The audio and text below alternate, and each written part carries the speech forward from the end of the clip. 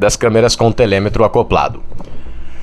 Vamos então conhecer um pouquinho da M8 que eu havia falado para vocês. Se vocês prestarem atenção, a M6, que era a Leica, que hoje seria o nosso mito da fotografia, ainda é a Leica, né? Ela demorou algum tempo para entrar na digital, se manteve no mercado com a M6 por muito tempo, certo?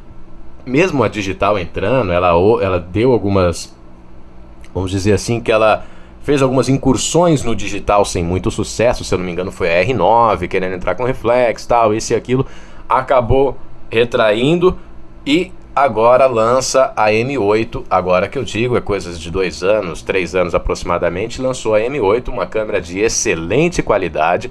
Aí entra a questão mecânica, que é algo indiscutível quando se fala de Leica. E as lentes da Leica, uma das lentes, se não a lente mais cristalina, mais transparente. Não vou dizer a mais hoje, porque a qualidade, a tecnologia das fábricas, dos fabricantes, consegue produzir, como é o caso, por exemplo, da Nikon, que produz lentes com nanocristais, o que dá uma cristalinidade fantástica às lentes. Então você tem a M8 muito semelhante à M6, com o diferencial que hoje você vê o resultado de imediato, né? Que é a característica da digital. Continua trocando as lentes, correto? As lentes podem ser trocadas.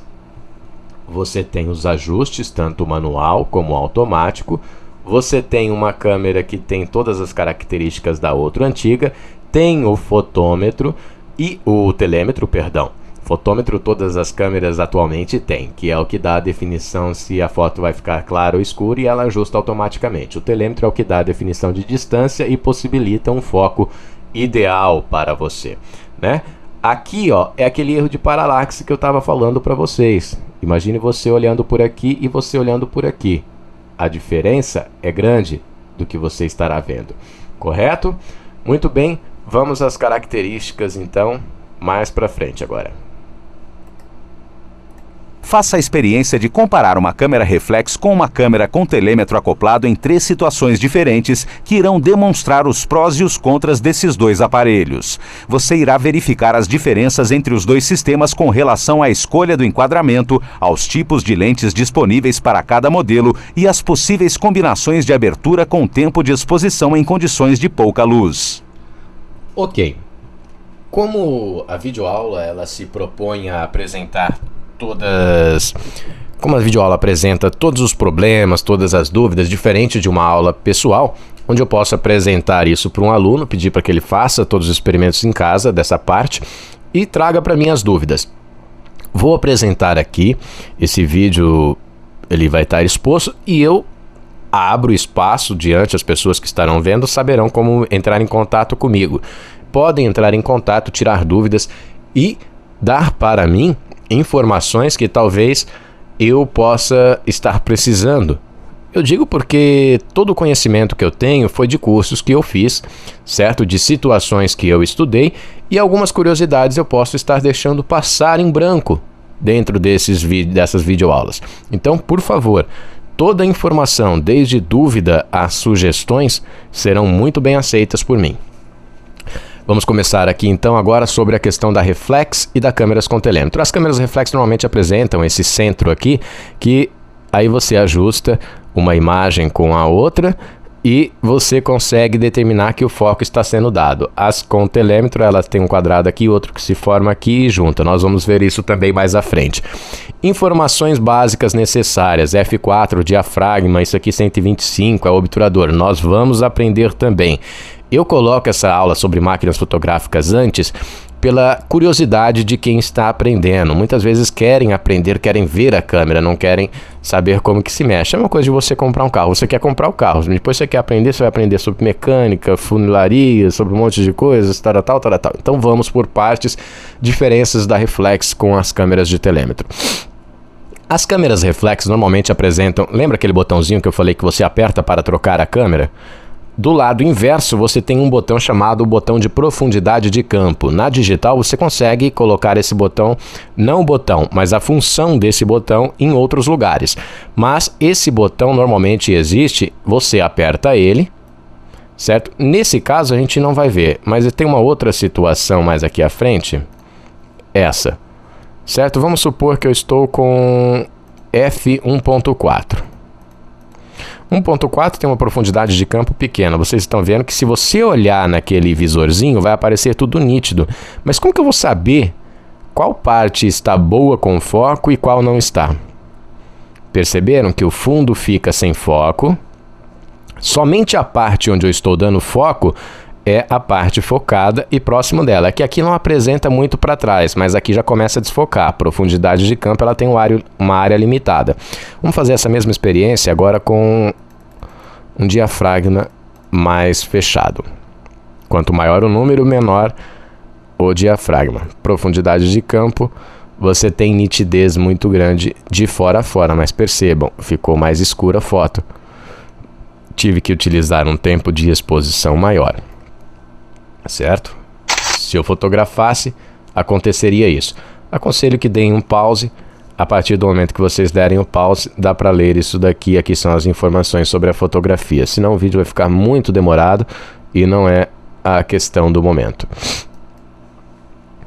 Vamos então, fiz a foto aqui com isso. Vou fazer a foto no extremo. Vamos colocar de novo lá.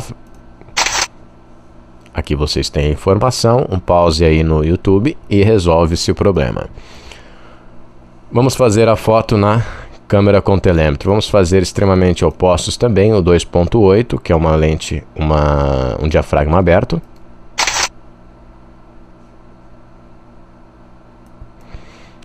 Percebam que há um corte na reflex, o que você vê é a área que está sendo fotografada, nós vamos perceber isso mais para frente.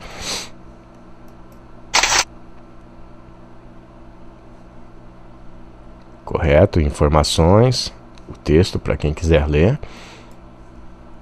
Vamos colocar nessa situação aqui, a gente vai perceber uma coisa. Eu vou enquadrar a foto aqui, ó, bem colada na cabeça, né? Tá, ó, o chapeuzinho tá na ponta e aqui corta um pedaço. Vamos verificar o enquadramento? Olha a diferença que dá.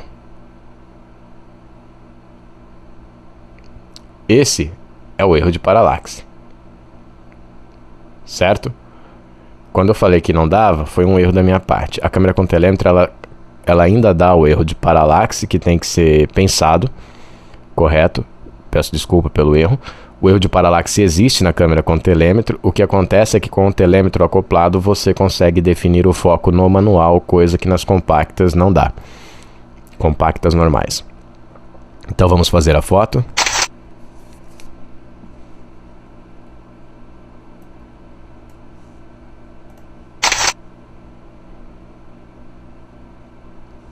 Olha o corte. Correto, vamos a outra situação. Aqui nós estamos trabalhando com o que eles trabalham também com a questão do polarizador.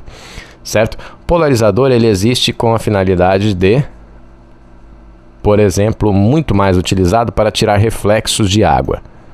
Você tem aqui, não dá para notar muito claramente a questão do reflexo, mas vocês percebem que ele dá uma cor mais forte à situação. Ele não é que ele escurece, ele trabalha a imagem conforme necessário. Em caso de reflexo, mais à frente também a gente vai ver a utilização do polarizador e as suas utilidades, correto? Vamos então só fazer algumas fotos aqui com situações diferentes. A questão da lente, a gente vai ver na aula lente mais à frente. Cada uma das funções, mas só para entender a limitação que eu havia falado das lentes na câmera com telêmetro, que ela não tem uma variedade muito grande de lentes, até mesmo talvez pelo suporte da câmera não ser um suporte muito grande, então talvez a resistência nem seja tanta. E pela proposta dela também, que ela é uma lente para contato mais direto, certo? Ela é uma lente que também possibilita, ela é muito utilizada por jornalistas pelo alto grau de qualidade e por você poder chegar bem perto do objeto sem fazer tanto barulho. Então 50mm, 35mm, aí só por uma questão de enquadramento para a gente observar.